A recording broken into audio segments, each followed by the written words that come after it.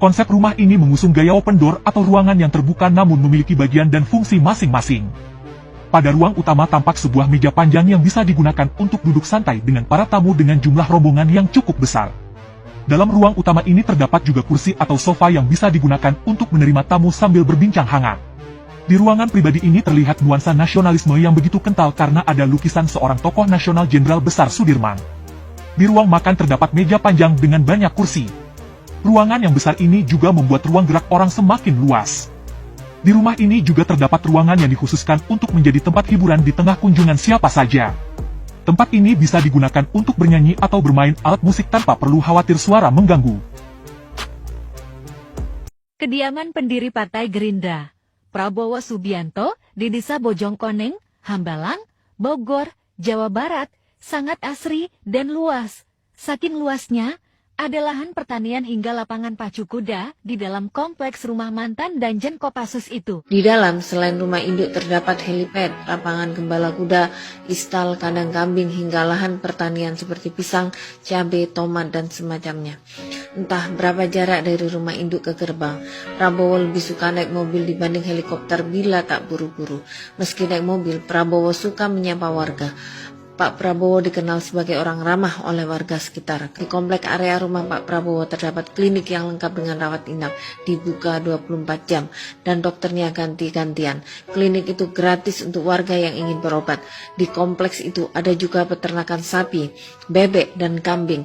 Tempatnya pisah-pisah. Menurut petugas yang menjaga di sana, jumlah bebeknya ada ribuan, kambing juga banyak banget, sapi 600-an, kuda nggak tahu pasti berapa jumlahnya saking banyaknya. Untuk proses peternakannya, Pak Prabowo memperkerjakan warga setempat sehingga menghasilkan susu kambing dan susu sapi. Ada rasa stroberi, kopi, buah-buahan, ada juga campuran susu sapi sama kambing, susu kambing Ottawa. Hasil produksinya tidak diperjualbelikan, tetapi diberikan gratis kepada masyarakat sekitar, murid-murid sekolah di sekitar Bojongkoneng dan guru-gurunya. Pegawai dapat tiap hari, masyarakat tiap minggu. Kalau nyediain makanan, jika ada acara, menunya diambil dari hasil pertaniannya sendiri, karena di dalamnya juga ada lahan pertanian. Pak Prabowo memberikan akses bagi warga sekitar untuk mengambil hasil bumi dari perkebunan yang ada di kompleks lahannya.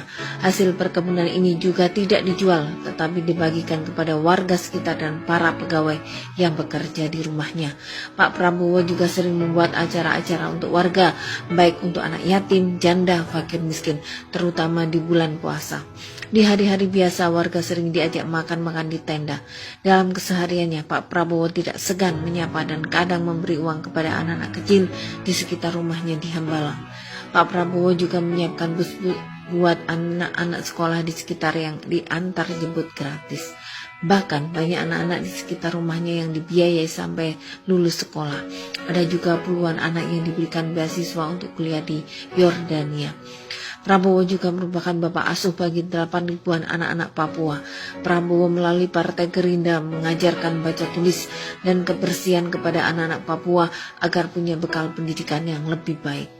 Pak Prabowo mungkin dianggap capres yang tidak merakyat karena berasal dari keluarga tajir dan merupakan mantan menantu presiden.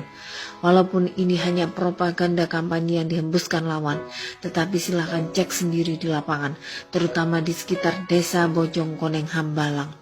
Prabowo memang kaya raya dan dia orang besar, akan tetapi dia tidak pernah bersikap cuek terhadap keadaan orang-orang di sekitarnya.